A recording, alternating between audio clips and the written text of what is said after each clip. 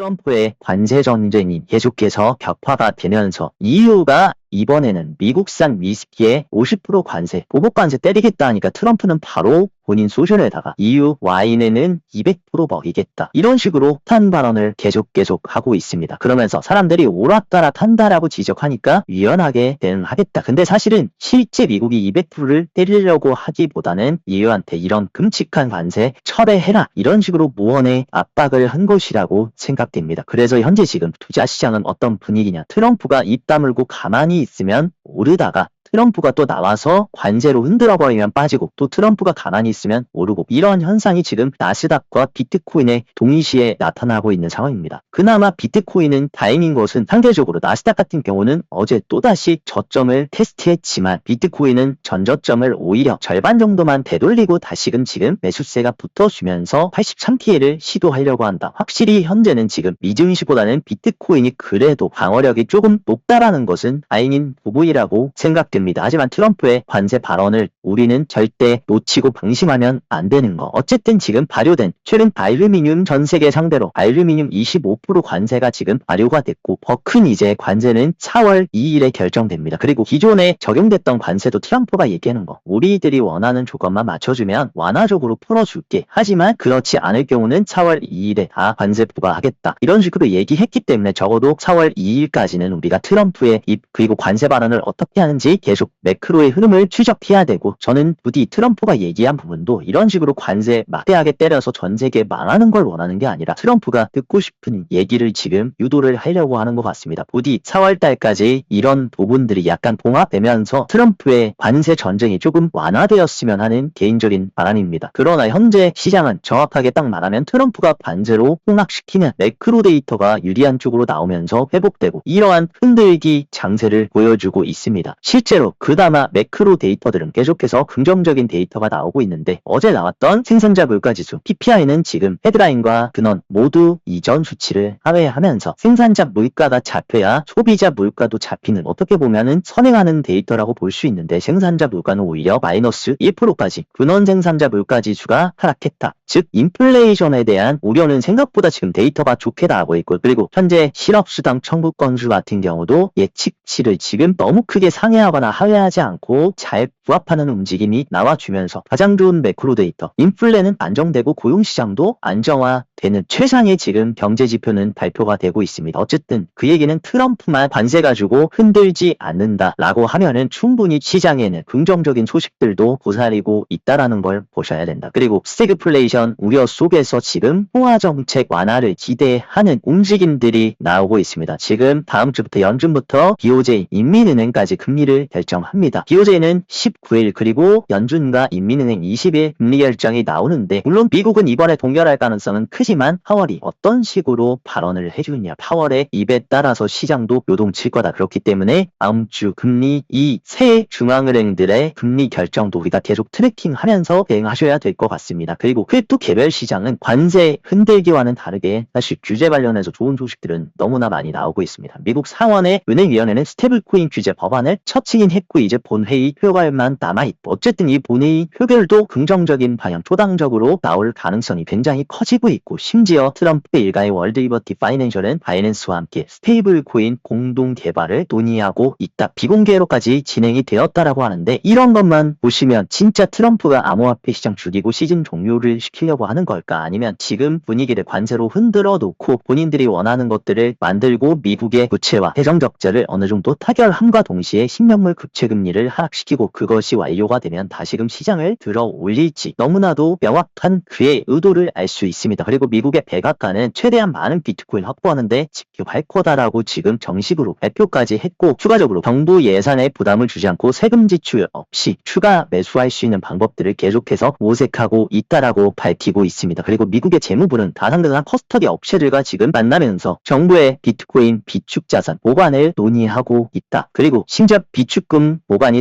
스테이블코인과 시장 구조에 미칠 영향까지 검토하면서 미국 재무부도 크립토 플레이어들과 규제를 형성하기 위해서 협력하고 있는 고무적인 움직임이 확대되고 있다. 그리고 또 하나의 시그널이 나왔습니다. 미국에서 가장 오래된 전통 은행 중 하나인 BNI 멜론이 미국 내에 암호화폐 업계에 대한 접근성 완화의 신호로 USDC 발행사 자체가 서클의 미국발 스테이블 코인 USDC를 지금 일부 고객들한테 서비스를 제공하겠다고 공식적으로 밝혔다. 여기서도 지금 은행들의 움직임을 보면 이 시장을 죽이고 시즌 종료를 시키려고 하는지, 지금 시장을 흔들고 가격은 조정이 됐지만 여기서 지금 수면 아래에서 초석을 계속 만들고 있는지가 너무나 명확합니다. 그리고 최근 비트소 보고서는 남미에서 지금 스테이블 코인 사용이 지금 굉장히 증가되고 있고, 높은 인플레이션과 통화평가 절하로 지금 스테이블 코인을 가치 저장 수단으로 채택하는 움직임. 분명히 이제 미국이 또 관세 때리고 전 세계가 불안한 침체의 분위기로 들어간다면 더더욱이나 사람들은 스테이블 코인을 선호하게 될 거다. 그리고 바이낸스의 CEO 리차드 텅은 미국 암호화폐 친화 법안 통과가 된다면 다른 국가들도 뒤따를 거다. 쉽게 말해서 비트코인 비축하는 국가들 늘어남과 동시에 미국은 친화적인 스테이블 코인 법안을 내고 있다. 이 두 가지가 공존하면 암호화폐 시장이 이대로 꼬라박고 시즌이 끝날까, 아니면 단기적인 흔들기 조정 이후에 더 큰 확장으로 이루어질까, 너무나 뻔한 움직임이 지속되고 있습니다. 미국의 버몬트주는 그리고 코인베이스 스테이킹 서비스 소송을 취하면서 이제 SEC뿐만이 아니라 주정부 차원의 크립토 플레이어들의 소송도 하나둘씩 철회가 되고 있고, 규제에 대한 명확성을 지금 기대하는 목소리, 그리고 스테이킹 서비스가 서비스 소송이 취하됐다는 것은 크립토가 증권이 아님을 명확히 한다라는 것과 마찬가지입니다. 그러면서 의회가 디지털 자산과 스테이킹 등 혁신 기조를 반영한 법안을 마련할 적기라고 코인베이스 법률 자문도 얘기를 해주고 있다.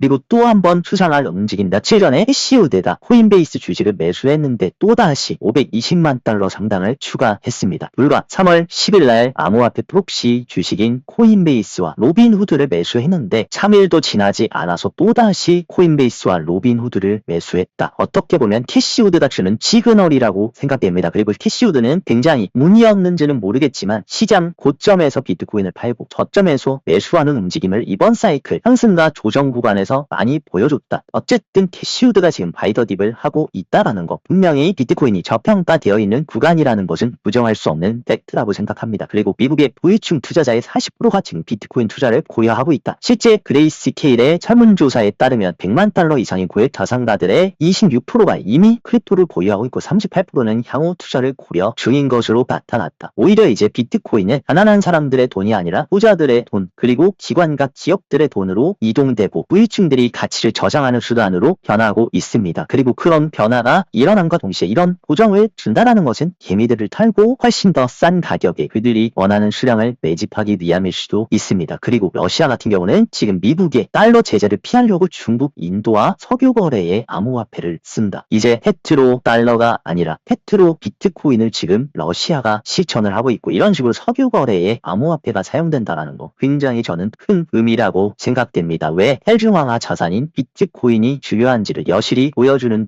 대목이다라고 생각을 합니다. 그리고 미국 1위 은행인 JP모건은 미국의 비트코인 채굴 업체들의 해시레이트 점유율 상승이 지속될 것을 전망한다. 이 얘기는 뒤집어서 말하면 미국의 채굴 기업들이 더욱더 적극적으로 비트코인을 채굴할 것이고 미국이 비트코인 공장이 될 수 있다라는 것을 의미합니다. 이런 식으로 벌써부터 미국의 파운드리 USA와 마라프 같은 경우는 거진 전체 비중의 40%를 차지할 정도로 지금 비트코인을 가장 많이 생산하고 있는 게 미국이다. 근데 그런 미국의 정부 높으신 분들이 이 시장을 죽이고 폭락시키고 하겠습니까? 그리고 이러한 엄청난 채굴 기업들 배후에는 월가의 초대형 운용사들이 가장 큰 지분을 가지고 있다는 거. 이 팩트만 보시더라도 이대로 사이클이 끝날지 힘든 개미털기야 조정의 시기일지는 더욱더 명확하다고 생각합니다. 그리고 시장이 흔들림에도 불구하고 토큰화된 미국 국채 시장의 시총은 무려 42억 달러를 돌파하면서 사상 최대를 찍었고, 비트코인 가격은 계속해서 흔들리면서 하락하고 있지만 전체 RWA 토큰화 시장은 어마어마하게 성장을 하고 있습니다. 그리고 이 RWA 시장에서 가장 큰 파일을 가지고 있는 게 누구냐? 1위 자산운용사 블랙록의 비들펀드. 블랙록의 비들펀드는 지금 출시된 지 1년도 되지 않아서 10억 달러에 도달하면서 어마어마한 확장을 가져가고 있습니다. 여기다가 추가로 블랙록의 디지털 자산 임원인 로버트 미치닉이 공식 석상에 나와서 비트코인 급락에는 지금 근본적인 근거는 없다. 단기적인 잡음 무시해야 된다. 있다. 쉽게 말해서 관세 때문에 비트코인이 흔들리고 영향을 받는 거지 이것이 해결되면 문제 없다. 펀더멘탈은 전혀 문제가 없다라는 얘기를 해주고 있습니다. 그리고 시장에서는 블랙록이 솔라나와 XRP 현물 ETF 신청을 전망한다라는 얘기들이 나오고 있고 과거에도 비트코인과 이더리움 현물 ETF가 승인됐을 때 블랙록이 신청하니까 뭔가 기다렸다라는 듯이 승인이 됐던 흐름을 알 수 있습니다. 이번에도 이런 식으로 솔라나와 XRP 현물을 블랙록이 신청한다라고 하는 굉장히 승인 확률이 높아질 것이라고 생각하고 ETF 스토어의 CEO 네이트 제라시는 SEC와 XRP 소송이 마무리된 뒤에 블랙록이 본격적으로 뛰어들 거라는 명확한 방향성까지 제시를 해줬습니다. 벌써 지금 큰 윤곽이 나오고 있는 거는 CME 거래소의 솔라나 선물이 본격적으로 17일부터 출시가 된다. 그리고 CME는 개인보다는 기관들이 주로 이용하는 선물 거래소인데 그 기관들도 솔라나 선물에 접근할 수 있는 그리고 이것이 승인된다라고 하면 최종적으로 ETF가 5월에 승인될 가능성이 크다라고도 얘기하고 있습니다. 그리고 트럼프 일가는 지금 54만 세일을 매수하면서 최근 수위 매수 이후에 세일까지 매수하면서 적극적으로 알트코인을 모아가고 있다. 현재 분위기만 보면 알트는 정말 시즌이 종료됐고 알트는 끝난 것 같은 느낌이지만 계속해서 수면 아래에서는 알트코인 현물 ETF 출시를 준비 중인 운용사들은 늘어나고 있고 이런 식으로 트럼프와 가장 밀접한 월드 리버티 파이낸셜도 알트를 모아가는 것을 봤을 때 모든 알트들이 회복되고 신고점을 갱신하는 그림은 나오지 않더라도 확실히 미국과 연관성이 있고 그리고 근본 있고 중장기적으로 실체가 있는 메이저 프로젝트들은 분명히 의미 있는 성과를 내줄 수도 있다라고 생각이 듭니다. 몇 가지 온체인 데이터 흐름도 한번 체크를 해보자면 비트코인의 실질 수요가 이런 식으로 음수 구간으로 들어왔다. 과거 엔캐리 트레이드 청산이 됐을 때와 비슷한 수준으로 지금 수요가 줄어들었고 분명히 이 시기를 조금 잘 버틴다라고 하면 분명히 다시금 이렇게 수요가 올라오는 구간으로 갈 수 있다. 그리고 많은 분들이 시즌 종료를 외치는데 과거에 시즌이 종료가 됐을 때는 이 정도의 수요가 감소했을 때 시즌이 종료지 지금과 비교하면 터무니없이 적은 수치다. 그렇기 때문에 아직 사이클은 끝나지 않았다라는 관점으로 해석할 수 있습니다. 그리고 장기 홀더들의 움직임 굉장히 재밌는 게 비트코인이 100K 부근에서 움직일 때는 장기 홀더들은 매수를 하지 않다가 이런 식으로 비트코인이 흔들리고 조정을 받으니까 이때다 싶어서 또다시 장기 홀더들이 적극적으로 매집하고 있는 부분 이 부분도 참 의문스러운 부분입니다. 그리고 재밌는 게 1위 스테이블 코인인 테더의 시총 변화를 보면 최근 조정과 함께 테더 시총도 이런 식으로 변화율이 급감했지만 다시금 76K를 찍어준 이후부터 다시금 테더의 시총이 상승하면서 공급이 증가하고 있다. 누군가는 또다시 지금 가격이 싸졌을 때 바이더디 현금을 통해서 저가 매집을 하고 있다라는 의미로도 해석을 할 수 있습니다. 그리고 비트코인 차트도 한번 체크를 해보자면 일단 트럼프의 EU에 대한 강력한 관세에 따라서 어제 조정을 줬지만 또다시 비트코인이 지난 저점을 훼손하지 않고 가장 큰 거래량이 나오면서 장대 항목을 만들어줬던 이 캔들